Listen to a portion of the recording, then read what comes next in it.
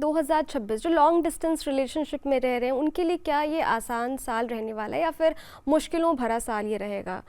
बिल्कुल, देखिए उनके लिए ये बेहतर है जो लॉन्ग डिस्टेंस, बिल्कुल, हालांकि अब मुझे लगता है शायद कम ही ऐसे रिश्ते होंगे जो लॉन्ग डिस्टेंस होंगे। कम है, लेकिन अभी बढ़ेंगे, ये रिश्ते बढ़ेंगे इस साल, और ये उनके लिए अच्छा भी है क्योंकि इस वर्ष मैंने बताया ना कि लोग स्वयं पे ज़्यादा ध्यान देंगे और इस वर्ष एक्सपोज होंगे रिश्ते। तो अगर आप पास रहते हो तो जल्दी आपको पता चलेगा कि आपका पार्टनर आपको धोखा दे रहा है या नहीं दे रहा है। लॉन्ग डिस्टेंस में इस वक्त अगर रहना आपके लिए अच्छा है क्योंकि आप मैनेज कर पाओगे, बैलेंस कर पाओगे अपने करियर को भी और अपने रिश्ते को भी। क्योंकि ये वर्ष ना मैंने बताया ना, सूर्य, चंद्रमा, शुक्र और कहीं ना कहीं मार्च के बाद बृहस्पति राजा होने वाले हैं हिंदी नववर्ष से।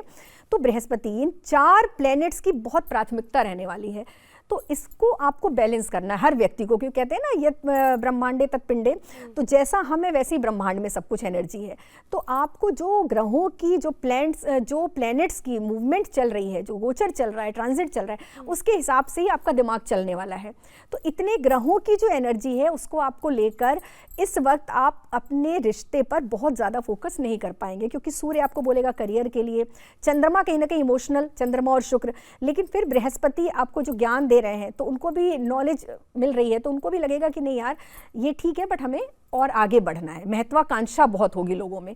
तो मुझे लगता है इस वर्ष लॉन्ग डिस्टेंसशिप अच्छा है, मतलब हाँ बिल्कुल। Long distance relationship is all about trust, कि आप अपने पार्टनर पे कितना ट्रस्ट करते हैं दूर रह करके, पास रह करके। इस साल तो वैसे भी ट्रस्ट पे ही चलने वाला है। आप पास रहोगे तो भी आप ट्रस्ट करोगे तभी चलेगा, अदरवाइज नहीं चलने वाला। कई बार ऐसा होता है कि आप पास रहते हैं, आप अपने पार्टनर के साथ रहते नहीं पर उनका रोज़ मिलना जुलना आपका है उनसे, लेकिन फिर थोड़ी सी लड़ाई हो जाए, कहा सुनी हो जाए, तो आपको कहीं ना कहीं लगता है कि नहीं शायद ये मेरे लिए राइट पर्सन नहीं है, या शायद वो कोई और है, या मुझे और बेटर ऑप्शन देखना चाहिए। तो आप इसे कैसे देखती हैं, बेटर ऑप्शन?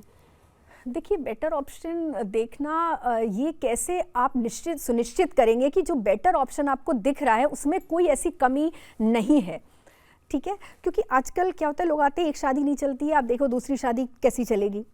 अब एक छोटा सा कॉन्सेप्ट समझिए ज्योतिष में कि अगर आपका सप्तम भाव खराब है, अगर आपकी कुंडली में शादी का सुख नहीं है, या पंचम भाव खराब है, पंचम में केतु है, या बहुत ही मेलेफिक प्लैनेट्स की दृष्टि है, मतलब रिलेशनशिप आपका नहीं चलना है, तो चाहे आप एक रिलेशनशिप रखो या 4 रखो, चारों ही नहीं चलेंगे। बेटर ऑप्शन पे आप तब जाइए जब आपको लगता है कि यार नहीं बिल्कुल नहीं चल सकता। पहले तो आपको थोड़ा उसी को ठीक करने की कोशिश करनी चाहिए, क्योंकि जन्म पत्री में जो सुख आपकी कुंडली में नहीं लिखा है ना, वो ज़रूरी नहीं कि अगली शादी में आपको मिल जाए।